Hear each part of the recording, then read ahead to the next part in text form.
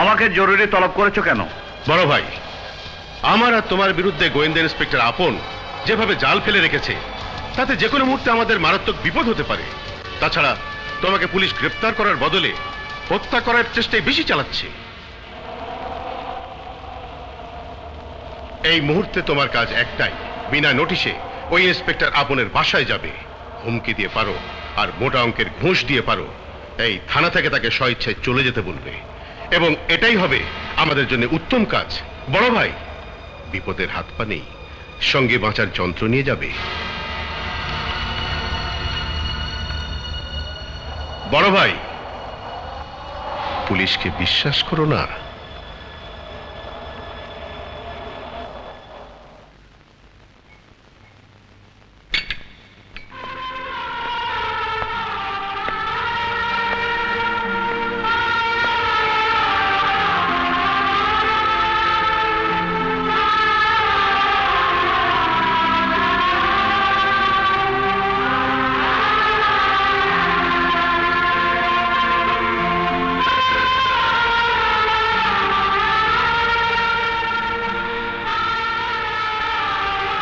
মা,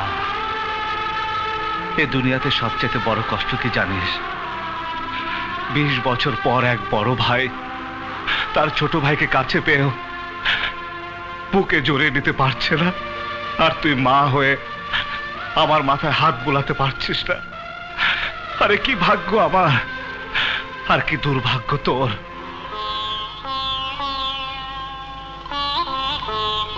মা, তোর হাতে অনেকদিন ধরে খাইনি, খিদে লেগেছে মা, কিছু খেতে দে।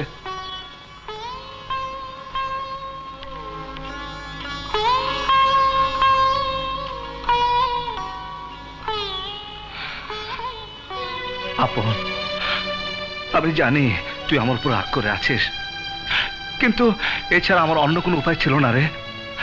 আমি শরীফ খান বর্তমান লালাখার প্রতিশোধ নেওয়ার জন্য এই পথ ধরে নিয়েছি।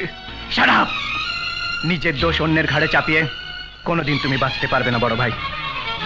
লালাখা এই এলাকার সম্মানিত ব্যক্তি, থানায় ওনার নামে কোনো অভিযোগ নেই।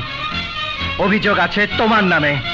তুমি সন্ত্রাসী, তুমি স্মাগলার। হ্যাঁ, আমি স্মাগলার, কিন্তু কেন আমার জীবনটা এরকম হলো? একবার ভেবে দেখ ভাই, 20 বছর ধরে তোর আর মায়ের কাছ থেকে আমি বিচ্ছিন্ন। মানুষের লাথির কত গালমন্দ খেয়ে খেয়ে ছোট থেকে আমি বড় হয়েছি।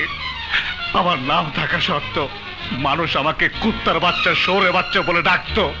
এই সমাজ, এই পরিবেশই আমাকে স্মাগলার বানিয়েছে।